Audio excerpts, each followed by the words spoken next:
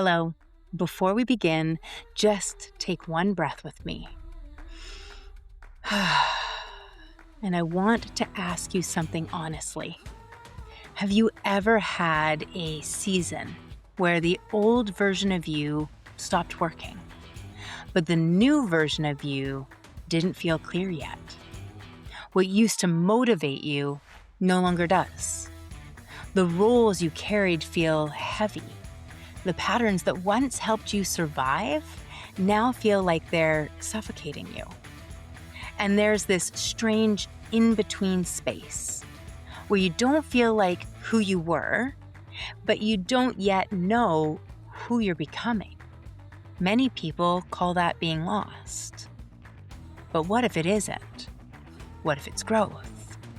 What if it's your old identity falling away? And now, you're about to find life. Welcome to the Aligned Human Project podcast, where consciousness meets creation and hustle gives way to harmony. I'm Dawn Elgin, contrarian soul guide, spiritual CEO, and founder of Practical Spiritualism. This is a space where we explore what it truly means to be human, aligned, awakened, and in flow with the field of life itself. Together, we'll bridge science and spirit, energy and embodiment, purpose and prosperity, so you can remember who you are beneath the programming and reclaim the power to create in full alignment with your soul. Because the next evolution of humanity isn't out there, it's in here. This is the Aligned Human Project. Hello, and welcome to the Aligned Human Project podcast, where consciousness meets creation and alignment becomes a way of life. I'm your host, Dawn Elgin, and today we're talking about identity change. Not the kind that people post about, the real kind. The kind that can feel like grief, confusion, discomfort, and disorientation right before it becomes freedom. So let's start with this. There are seasons in life where clarity does not arrive first. First comes friction. First comes discomfort. First comes feeling that what used to fit no longer does. And because the mind wants certainty, it often labels that season as failure. I'm lost, or I don't know who I am. Something is wrong. But sometimes confusion is not dysfunction. Sometimes confusion is what it feels like when an old identity stops working, and that distinction matters. Because if you mislabel growth as failure, you might run back to a role that no longer fits. And it can happen to all of us. I remember when I was shifting and I was in a car accident, was a couple car accidents, and I had a brain injury. And I would realize later that I had a nervous system injury. And I was talking with my doctor and I said, I feel like one portion of my life is ending and the next portion is beginning. And I feel like I'm trying to close one door and I'm trying to open the other door, but I can't quite reach. And my doctor said, yes, do you know what that's called? I said, no. And she said, life. At that point, I was so uncertain of what was coming up, what was going to be in my future, what that would even look like, that I wanted to go back. It didn't matter if I was feeling off and not fulfilled, like things weren't fitting anymore, that I didn't fit. What was coming up for me was I knew that. I knew how to be good at that. And so this new identity of whatever she was going to be, that was terrifying. And a lot of the time, I was mistaking that discomfort, that unknown, that fear as it being wrong. What if I make a mistake? What if this is not what I'm supposed to be doing and I just burned my whole life down? What if this isn't the right moves for me to be making? What will people say? What would people think?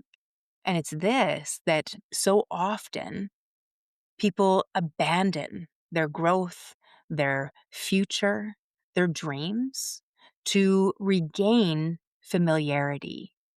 And we mistake that familiarity as security, as safety.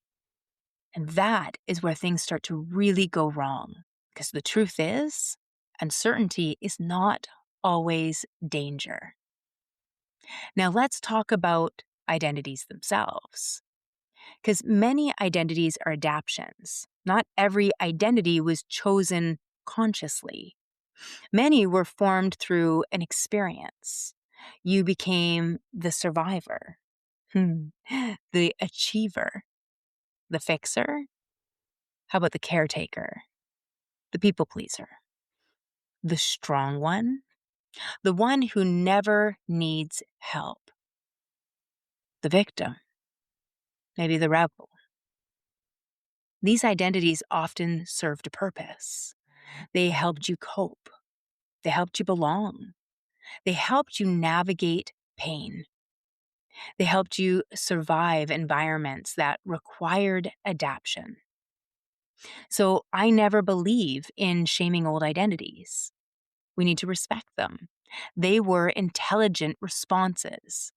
But just because something once protected you doesn't mean it must lead you forever. And this includes even jobs. One of the scariest identities I needed to disintegrate was the identity of survivor. Of all the identities that I carried, it was by far the strongest. And it was deeply ingrained in all of the stories of my past. So when I realized that a survivor is a fighting victim, it became a game changer, a deal breaker for me. I needed to move from victim to survivor, fighting victim, and now I needed to move on and continue the growth into somebody that flourishes, that's victorious, that thrives. And I needed to not be mad or frustrated with myself for being a survivor. What I needed to do was have a lot of gratitude for that role. That role of a survivor allowed me to find my grit, to find my willpower, to fight for myself, to move on.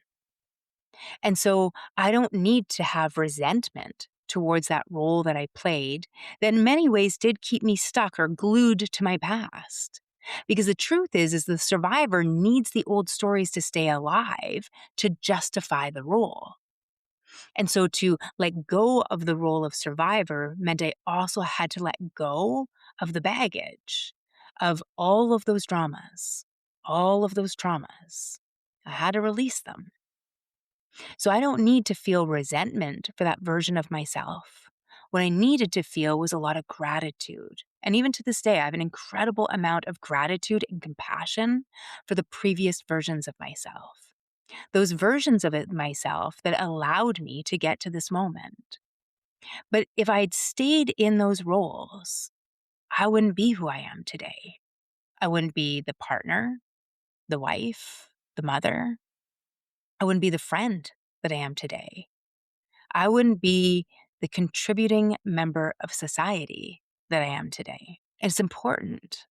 When we feel resentment, resentment is an exhausting energy to carry.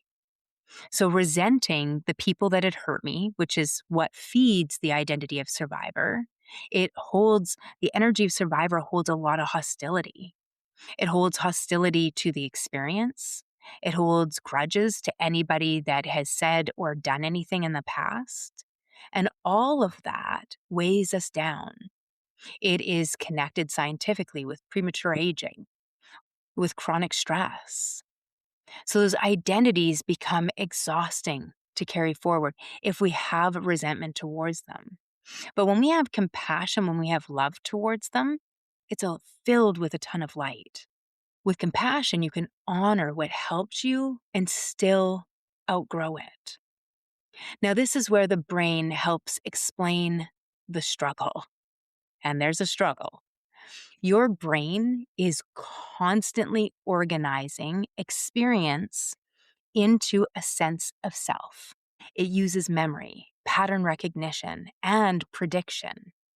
It builds stories like, this is who I am. I am a survivor. This is how life works. I got to have grit. This is what to expect. And what is familiar often feels more believable than what is new. Even painful identities can feel safer than unfamiliar freedom because the unknown has a map and the new does not. So when people say they miss the old version of themselves, or in my words, I just want my life back, sometimes what they miss is not the suffering. What they miss is the certainty. We can see this in relationships. We take a look at how we evolve, how we look and perceive this world. And chaos, if we grew up in chaos, it can feel a lot more comfortable than peace. This is why people will sabotage healthy relationships. This is why they'll repeat dysfunctional relationships. Because if they learned that love, of what they've perceived as love through their family, was yelling, hitting, then often they'll get into some form of dysfunctional relationship because that is what their nervous system understands. It doesn't understand kindness. It doesn't understand compassion, respect.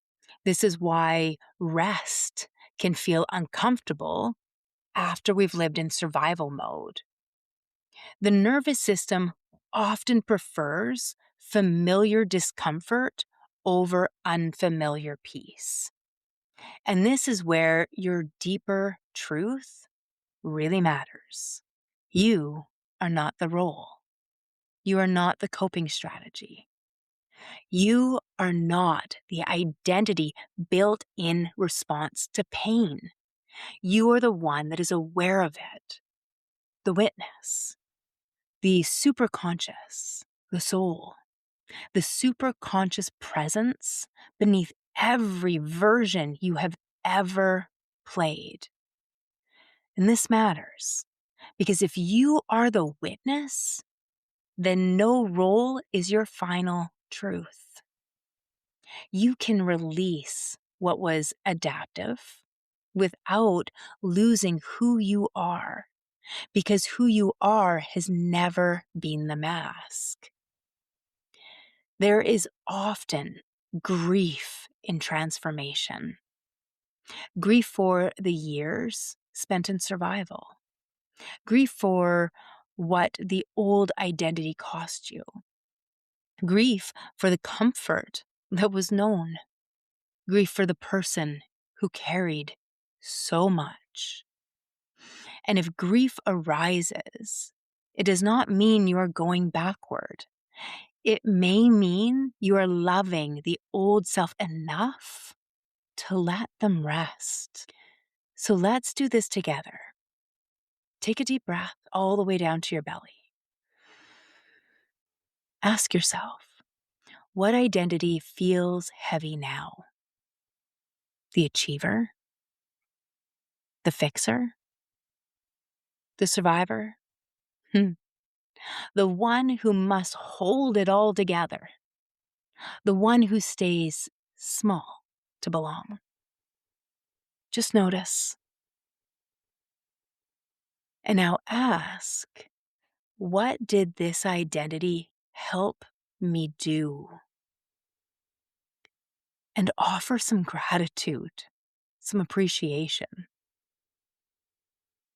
And now ask, what quality wants to emerge now?